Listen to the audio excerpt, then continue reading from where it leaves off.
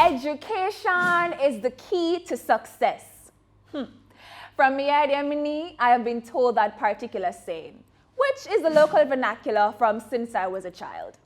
But today, I am here to challenge that notion on the simple basis that education, if not done right and done right for all, will actually be the barrier between the youth of Jamaica and the world and their ability to fulfill their fullest potential.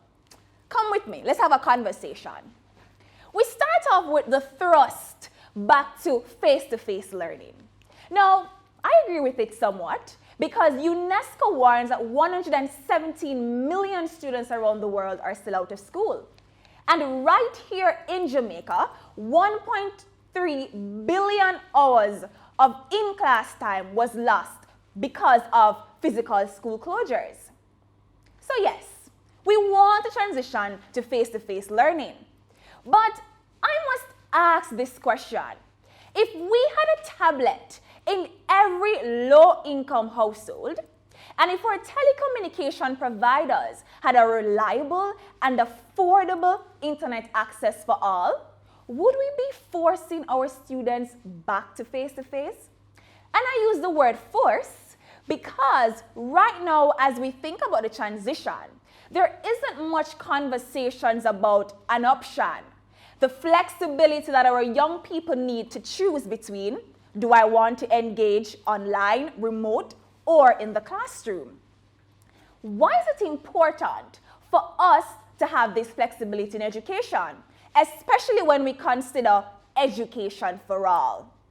It is important because when we think about the percentage of the population who have had access to tertiary education, less than 20%, and we think about the fact that we have a 24% unemployment rate for young people, 21% for males, 28% for females, and that we already don't have access to quality and affordable tertiary education, and young people need to work to be able to afford this particular access, why then would we limit their opportunities to do this by saying to them, you need to be in the classroom in a face-to-face format?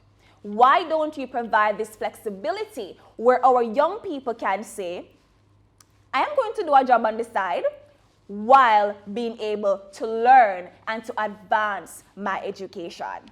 Then we think about our differently abled students. While we were online, were we able to engage our differently abled students? And as we transition back to face-to-face learning, are there modalities and methodologies being employed to ensure that they're also accessing quality education?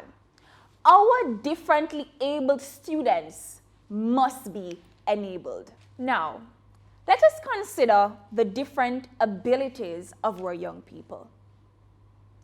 We have entrepreneurs, we have innovators, go-getters, creators. Does our education system adequately provide a space for all of those talents and abilities? Or are we creating clogs in a machine that we must leave school, graduate, try most times unsuccessfully to get a job?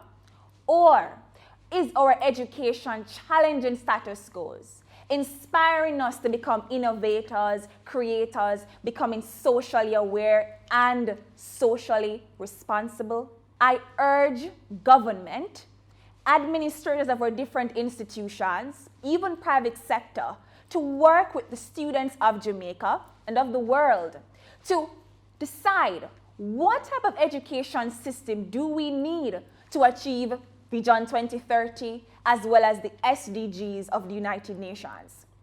We need new funding models where education can be more affordable for young people from low-income households. We need education that reflects the realities that we need more technology in schools, we need more civic engagement and critical thinking in our schools, and we need to also ensure that education prepares us adequately to transition into the labor force. As a student, as a leader of students, I am calling on government, administrators of our different institutions, private sector, and even students to work together to ensure that our education system is more inclusive, that our education system actually caters to the realities of our people as is right now. That through education, we're able to achieve Vision 2030 and the 17 SDGs. But we need funding, we need support, and most of all, we need government, private sector, and other stakeholders to listen to what our students are calling for. We want education to truly be the key to success and not a door that blocks us from the opportunity to fulfill our greatest potential.